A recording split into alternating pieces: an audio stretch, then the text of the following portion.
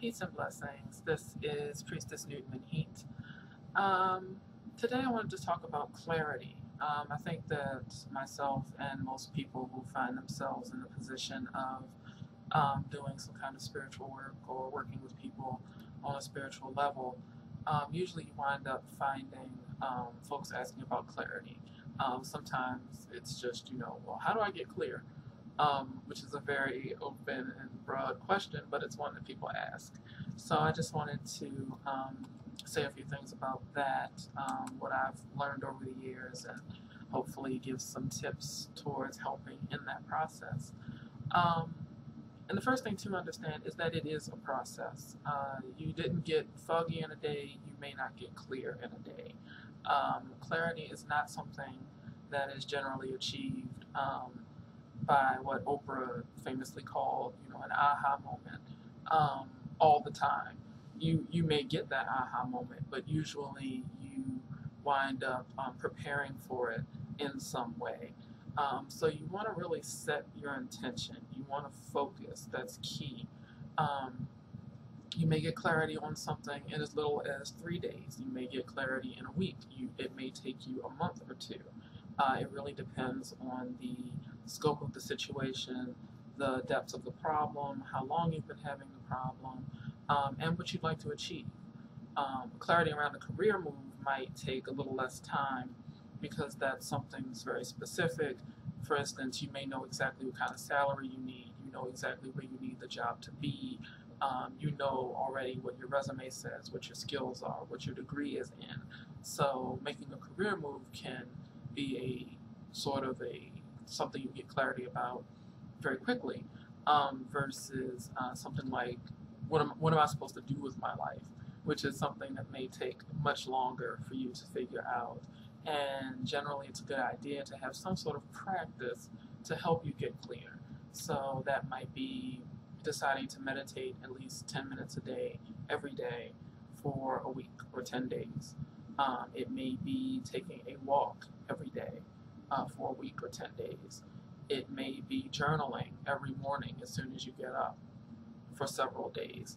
And those kinds of things are what help you to get in touch with what's beneath the surface of your mind and your thoughts and your everyday, and allow you to get into that deeper space of clarity.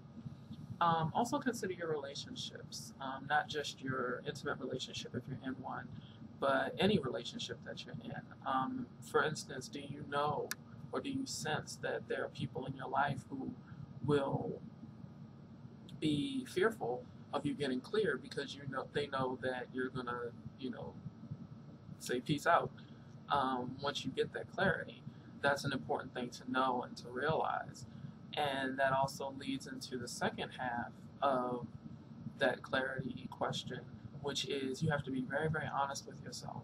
Because what happens if you get an answer that you don't want or that you're not ready for when you ask for all this clarity? How do you plan on handling that?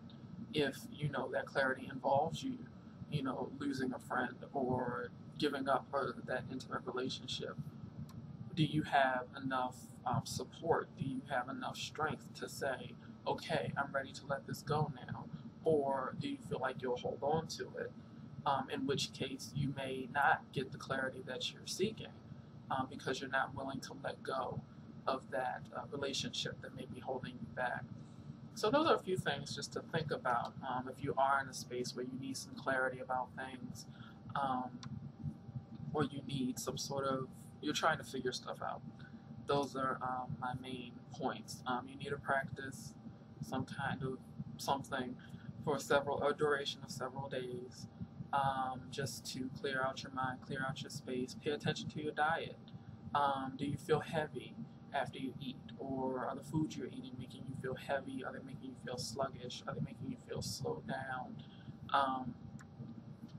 Do you feel very bloated or heavy all the time? Are you drinking enough water?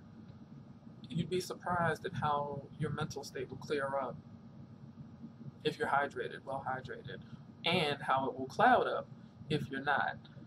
So pay attention to how much water you're drinking, and increase your level of that if that's necessary.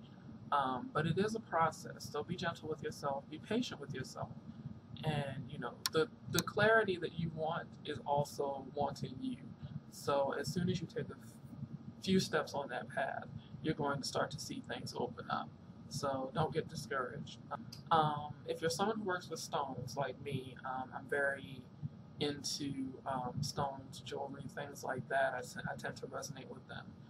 Here are a few stones that you might find useful. One is clear quartz. Here's a piece of quartz. Now, quartz is one of those sort of panaceas or cure-alls of everything. I mean, clear quartz essentially just enhances what's there. It can also be used with other stones to enhance the properties of other stones that you may have.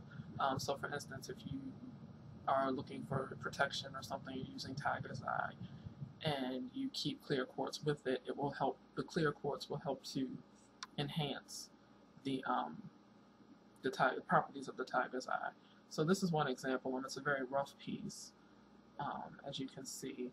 You might also see it like this, a very like sort of smooth, tumbled sort of thing. But it's that same stuff that, you know, you talk about the good crystal.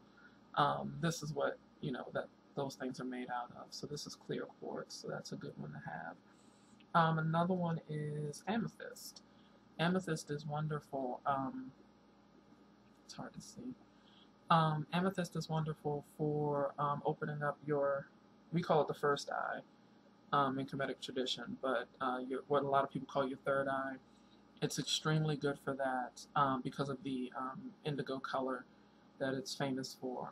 And it also helps to open up your crown chakra. So if you're a little bit further on to your journey to clarity, and you want something to really enhance your intuition, to enhance your psychic abilities and things like that, amethyst is also a really good stone for that. Here's another piece.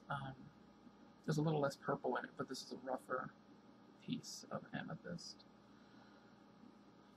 And the next one is labradorite. I have to say that very clearly. The Baltimore comes out. But labradorite is a really pretty powerful stone. I just started working with it recently, even though I see it in a lot of jewelry. It's hard to see the iridescence here, but it has a very, very beautiful iridescence to it. It's kind of greenish, greenish gray with streaks of black in it. You can see a little bit of the iridescence there. It dispels negativity. It also enhances intuition. It's good for strength, perseverance, and it also stimulates mental acuity. So it's definitely something you can use to help push you towards a clearer state of mind. Lapis lazuli. You can see that, how pretty and blue it is. Lapis lazuli is that very, very pretty blue stone. It's one of the more expensive gemstones. If you get it like this, just at a store or something, it's not going to be that expensive. But generally, if you see it in a store or you see it in jewelry or a ring or something like that, it can be rather expensive. But lapis lazuli helps in the gentle upbringing of issues and concerns that you may have.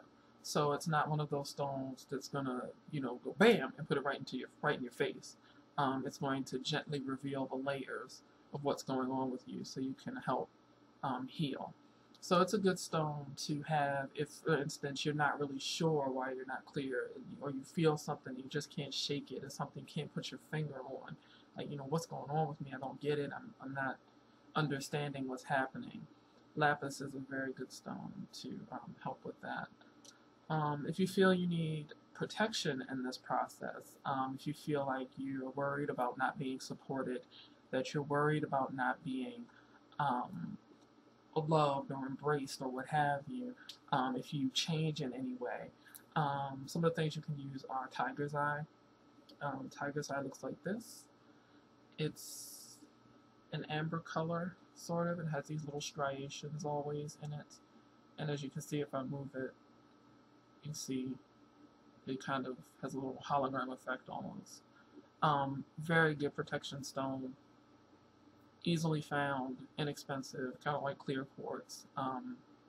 Very, very good. You can find a lot of jewelry with tiger's eye. Earrings, bracelets, necklaces. very protective stone. Anything black, onyx, jet, snowflake obsidian. Snowflake obsidian is a black stone and it has little dots of white in it. So you can see a piece there. Snowflake obsidian or just black obsidian, jet, anything like that. Black stones help to ground you. They also help to suck in the negativity, take in the negativity, so that it's not coming onto you. If you feel like you're in a situation where you have a lot going on, make sure that you cleanse the black stones at least about once a week. My favorite method is to kind of immerse them in sea salt, white sea salt, and put them in the sun, if at all possible, for a few hours to a day, and then rinse them off with spring water. That's a good way to clear them. Some people bury stones. Other people just use water. Other people just use the salt. Other people just sit them in the sun. Whatever seems to work best for you, whatever you're guided to do, is fine.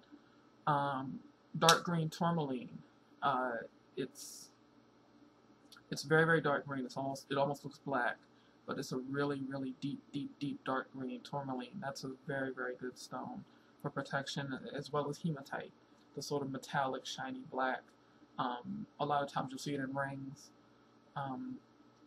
That creates a very strong field of protection around you. So that's my 5 cents about clarity and some things that may help you in your process. So again, as always, I hope that something in this speaks to you and is useful to you in your life and your journey. If you need to reach me, you can look on the website, which I will post in the video, or read the blog, or join me on Facebook. All of that information will be in the comment section for the video. So as always, I wish you Ankh Uja Seneb and love always. So take good care. Hope you're enjoying this wonderful, wonderful spring we're having going into summer. And hopefully I will talk to you soon. Peace.